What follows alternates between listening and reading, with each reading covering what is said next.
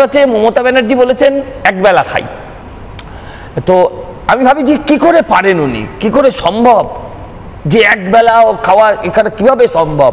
পুরো রাজ্যটাকে খেয়ে নিয়েছে, গরু, কয়লা, বালি, চাকরি, আইন শৃঙ্খলা কিচ্ছু রাখেনি, তারপরও একবেলা খেতে হয় তাকে।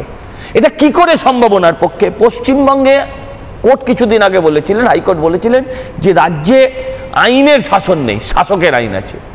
আমি বলছি এখন শাসকেরও হাতে আইন নেই, আইনটা পুরো হুলিগানদের হাতে চলে গেছে।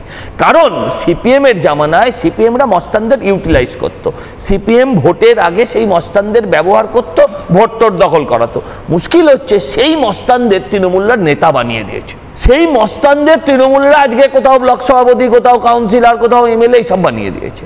আজকে সেই মস্তানরা ওপেন, আপনি ভাবুন আমরা যেখানেই যাই না কেন আজকে পুরো লাইফটা সিসিটিভি কভারেজের ভেতরে, সেখানে নো মুখে ঢাকা, নো কিছু, একদম কেন কেয়ার করবে? পুলিশ যাদের এসে রোজ বাবা বাছা করে কথা বলে, পুলিশ যাদের হপ্তা দেয়, তারা পুলিশকে কেন কেয়ার করবে? আপনি আমায় বলুন না। পুলিশের হাতের লাঠিটাকে যদি আমি ভাবি এটা বাঁশি, তাহলে আমি কেন ভয় পাবো? এদের তো কেউ শ্রীকৃষ্ণ ভাবছে না যে বাঁশিও বাজাচ্ছে আবার সুদর্শন চক্রও চালাচ্ছে। এই সরকার থাকলে সারা পশ্চিমবঙ্গটা আগামী দিন গুলশান কলোনি হবে।